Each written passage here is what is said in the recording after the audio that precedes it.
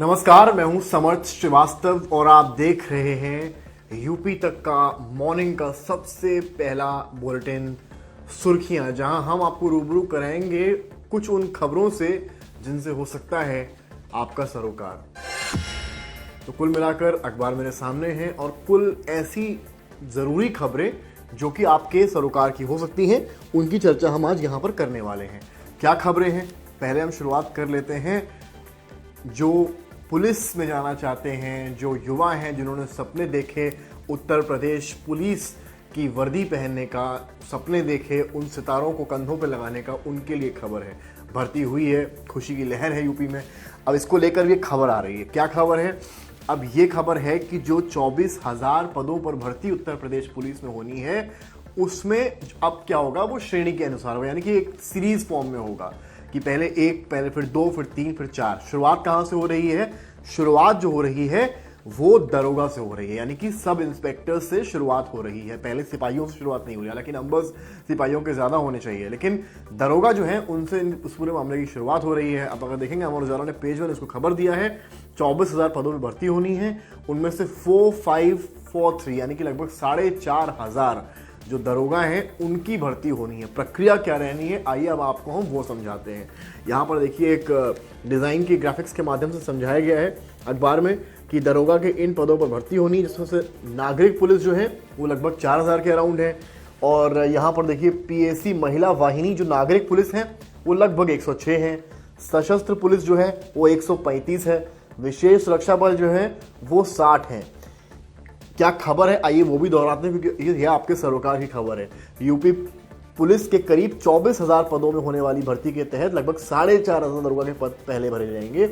UP police भर्ती board के 4,500 पदों पर भर्ती की कवायद जल्द शुरू करेगा। इसके बाद सिपाही के पद भरे जाएंगे, यानी कि पहले जो है वो दरोगा के पद भरे जाएंगे, सब इंस्पेक्टर्स के पद भरे जाएंगे, और उसके बाद अगला जो नंबर आएगा वो सिपाहियों का होगा। सिपाहियों की भी बहुत संख्या है, तो वो भी अगला नंबर होगा। भर्ती के देखिए नंबर्स भी यहाँ दिए गए हैं कि डीजीपी मुख्यालय द्वारा भर्ती बोर्ड को 19,220 यानी कि लगभग 19,000 सिपाही और उसके समकक्ष पदों के और उप निरीक्षक और उनके समकक्ष लगभग 4,500 पदों पर सीधी भर्ती के लिए प्रस्ताव जो है वो पहले ही भेजा जा चुका है। यानी कि देखिए 24,000 पद हो गए, इनमें से सिपाही हैं और इनमें से दरोगा हैं। दरोगा के नंबर्स कम हैं, तो शायद जो प्रोन्नति बोर्ड है उसने सोचा कि पहले हम एक चंक निपटाते हैं, यानी कि एक को भर्ती देते हैं, यानी कि लगभग 4,500 दरोगाओं को भर्ती दी जाएगी।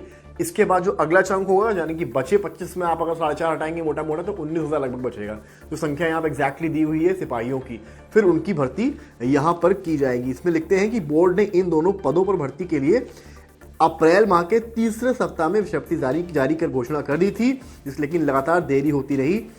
दरोगा भर्ती में शासन ने आयु सीमा में 3 वर्ष की छूट देने का प्रस्ताव बीते दिनों मंजूर कर दिया है, जिससे भर्तियों का रास्ता साफ हो चुका है। तो वहीं सिपाही भर्ती के लिए कुछ बिंदुओं पर शासन से सहमति मांगी गई है।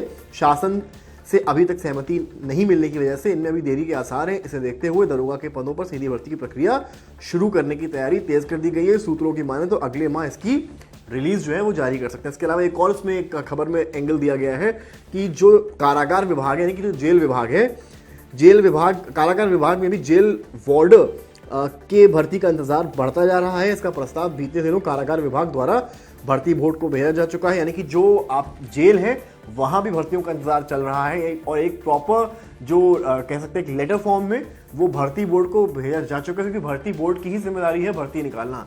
तो ये भर्ती बोर्ड ही तय करेगा कितनों की कब भर्ती निकलती है। तो कारागार विभाग को लगता है कि उनको लोगों की जरूरत है, इस वजह से उन्होंने एक प्रस्ताव भेज दिया है। कहां पर? कारागार विभाग ने, बोर्ड ने जेल वार्डर के लगभग 2833 यानी कि लगभग 2800 पदों पर सीधी भर्ती के लिए अप्रैल माह के तीसरे सप्ताह में विज्ञप्ति जारी करने की घोषणा की थी। हालांकि इस प्रक्रिया को अभी तक शुरू नहीं किया जा सका। लेकिन एक बड़ी बात यहाँ पर यह है कि जो दरोगा भर्ती है उसका रास्ता यहाँ साफ हो गया है। 24,000 पदों में ओवरऑल भर्ती होनी है।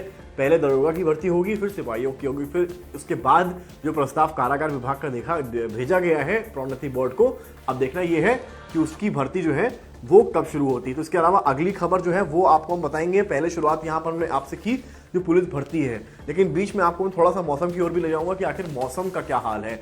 आज बारिश हो रही है, मौसम बदला सा लग रहा है पिछले 2 दिनों से। हिंदुस्तान अखबार में खबर छपती है कि चिपचिपी गर्मी ने किया परेशान। यानी कि देखिए बारिश जरूर हो रही है लेकिन उमस बहुत है। वही यहाँ कहा गया है कि चिपचिपी गर्मी ने किया परेशान, आज और कल से तेज हवा बारिश के अलर्ट्स दिए गए हैं। 5 दिन के मौसम का जो अनुमान लगाया गया है वो यहाँ पर दिया गया है, जिसमें तापमान को दिखाया गया अधिकतम और ये है न्यूनतम। यानी कि अधिकतम तापमान जाएगा 23 जून को और न्यूनतम जाएगा 26।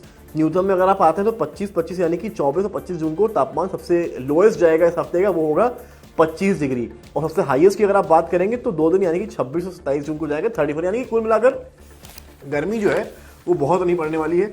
बारिश होगी लेकिन बड़ी बात यह है कि भाई जिन घरों में एसी हैं उनके लिए तो ठीक है, चला लिया एसी, लेकिन जिन घरों में कूलर है, कूलर इन मौसम में काम करना लगभग बंद कर देते हैं। उमस का मौसम होता है, चिपचिपी गर्मी होती है, तो उनके लिए बड़ा चैलेंज होता है। लेकिन फिलहाल बारिश होती रहेगी तो शायद मौसम में जो हवाएं हैं वो भी तेज चलेंगी। अगली बड़ी खबर की ओर आपको हम लेकर चलेंगे। ये खबर है बिजली समस्या की।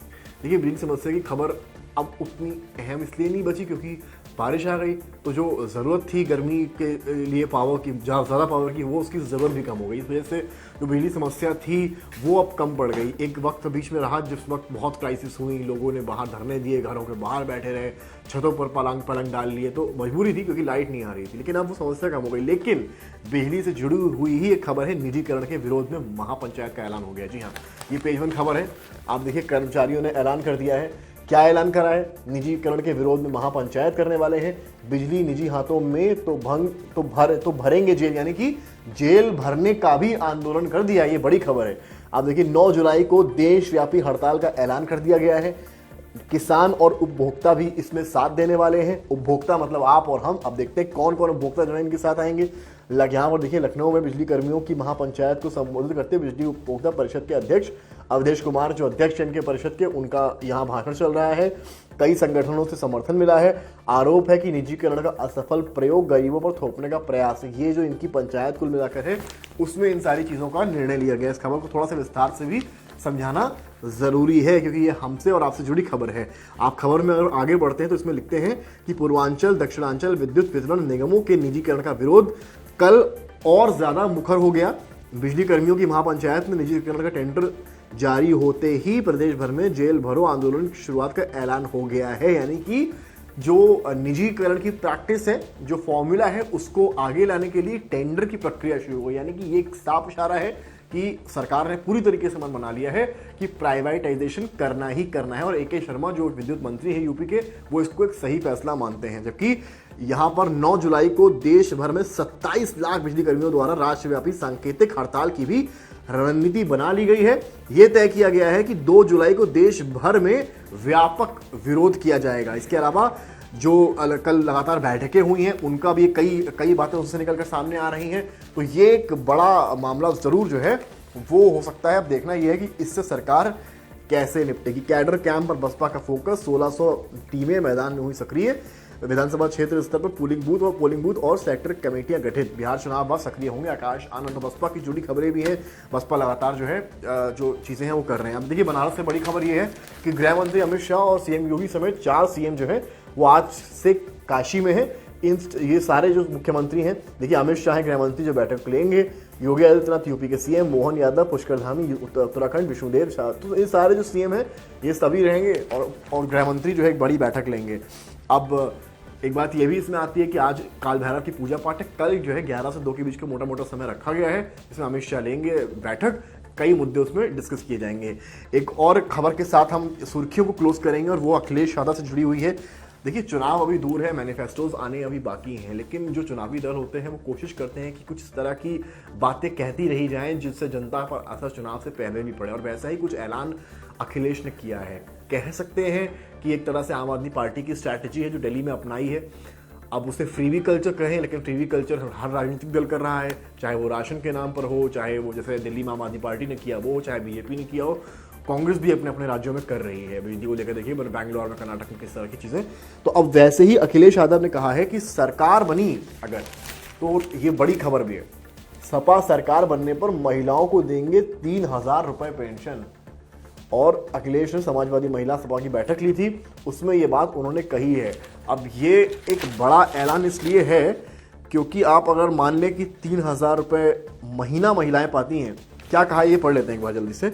अखिलेश ने कहा कि भाजपा सरकार में महिलाएं सुरक्षित नहीं है और झूठे मुकदमे को लेकर यहाँ इन्होंने बात की है।